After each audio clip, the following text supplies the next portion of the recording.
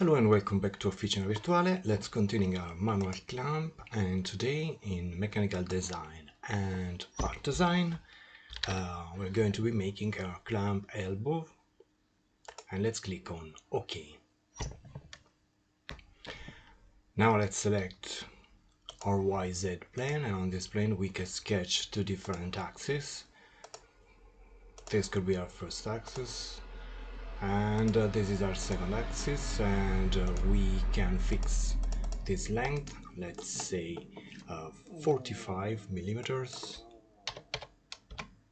and we can say 45 millimeters.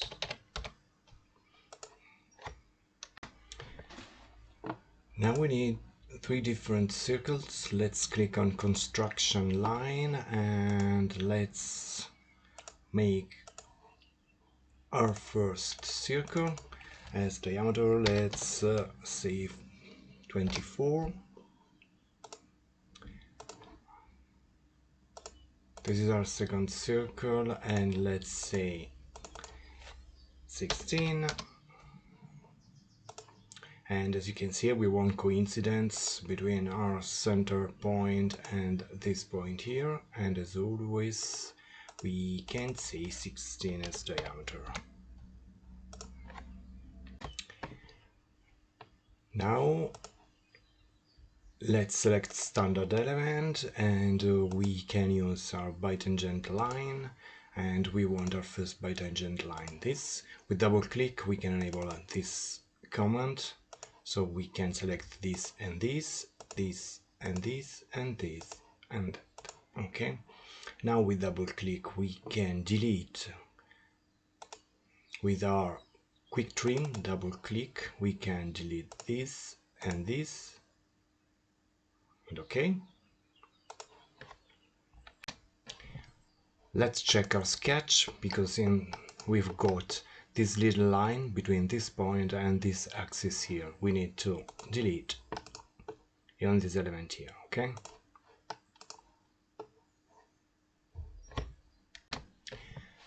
Now we can close our sketch. To close our sketch we can select, let's say, arc with double click, and this is our first arc. Center point, first point and second point, center point, first point and latest point, center point, first point and second point. Okay,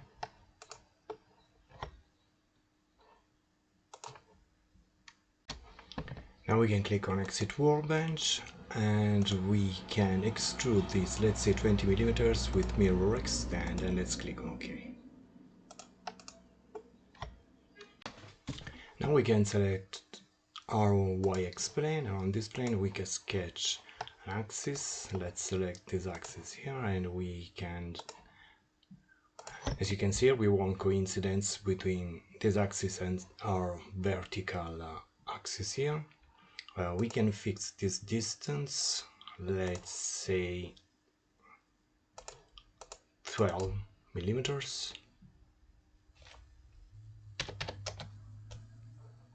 Correct. Okay, and we can fix this distance here. We can select this axis and this point, and let's say 45 plus 8. Okay, with this command now we are in our plane. This is correct. As you can see, I've got this sort of perspective activated, but now we've got coincidence between this and this line. This is only a perspective problem, okay?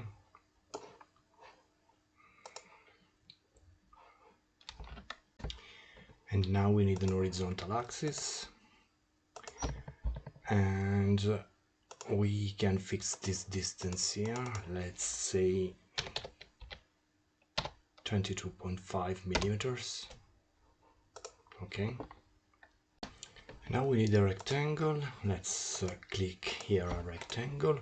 As condition, we can select this and this axis, and let's say as constraint symmetry, we want coincidence between this line and this point here. Coincidence, and okay. We can fix this distance, let's say as thickness, and this is the thickness of our elbow. We can say 2.5 millimeters, and we can fix this distance, and let's say 2.5 millimeters. Okay, now we need a second rectangle. We can fix the thickness, and let's say 2.5 millimeters, 2.5.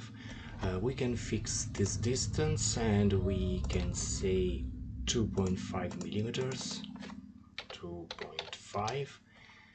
We want coincidence between this line and this point here, so let's click on coincidence and OK, and we can fix this distance, let's say this and this, and we want 1.125, and let's click on OK. Okay, perfect. Now we can add a spline, so let's click on spline and we can add our first spline. Okay, we want coincidence between this vertex here and our point, and we want a second spline. Let's click this point and this point. Okay, now with double click we can add a tangency condition. Let's click on tangent, and we can add a second tangency condition, and let's click on OK, and let's click on OK. Now we can select this line and this segment here, and as a constraint we can say parallelism, and let's click on OK. And now we can select this arrow here and this element, and we can select parallel, and let's click on OK. Now we've got this tangency condition here. We can repeat, we can select our second spline and we can add a tangency, and we can add a tangency even on our second point, and let's click on OK. Now we can select this arrow and this segment, and we can add as condition parallelism, and we can select this arrow and this element, and as always we want parallelism. Okay, so now we've got tangency between this spline and this segment here. Okay, now as you can see we've got our green sketch, but if I click on sketch solving status, we've got an under constraint sketch, because we've got problem with this spline. We don't know exactly where these spline are. This is the problem. So I can delete with double click this segment here and this and this. Okay, as you can see here we've got an under constraint sketch. I should fix the position of this different point, but we've got a problem because this is always another constraint sketch, so we don't know exactly where these lines are displayed.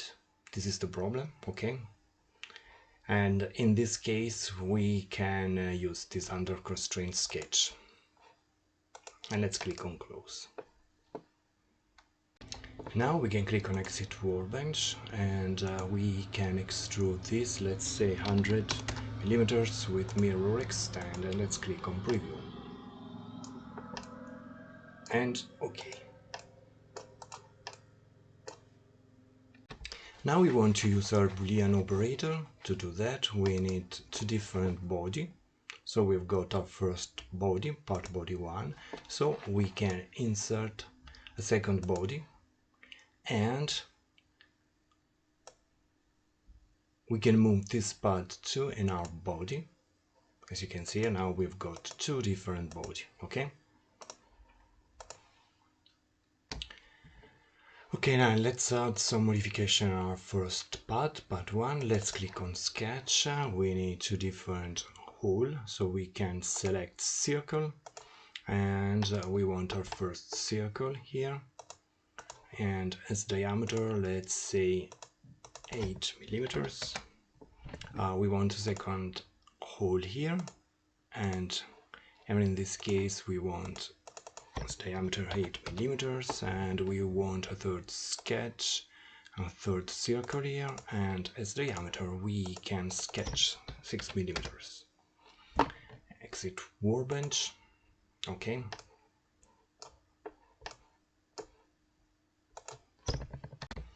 Now we need our Boolean operator, so let's right click on this grayish window here, and we can add a Boolean operation. With double click we can insert our Boolean operation. As you can see here, I've got my Boolean operation here, and as operation I need intersect. Clicking on intersect, I can select this as first element and this as our second element, and let's click on OK, and this is our first elbow. Okay. Now we can rename our part with double click. We right click, we can change the property, and in product we can say right, apply, and let's click on OK. And now we can save this part. Let's select File, Save As, and let's say clamp elbow right. Save. Okay. Now we can edit our second body, so we can edit our second sketch. Okay. Because we want a second elbow, our link's elbow, and to do that we can use different options. For example, we can mirror different element. For example, we can select this, and this, and we can mirror this using this as an element as reference, our axis, and now selecting this,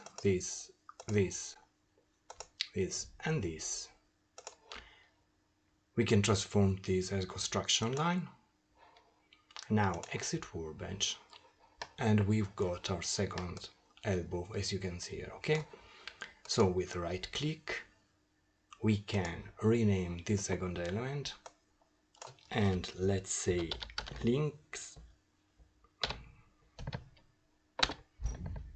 apply, and let's click on OK. And now we can save this as our second element. Let's say links. Das ist Deutsch? Ja, ich glaube, das ist Deutsch. Ah, okay. Egal. Save.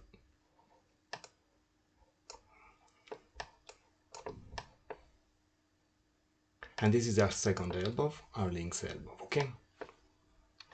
Now we've got our elbow link. We can select our plane, and we can hide this plane, and we want to color that in with a different color. So let's select our part body, and we can add a material. Let's say as always painting, and light green, for example. Apply material, and let's click on OK, and we can save our link's elbow.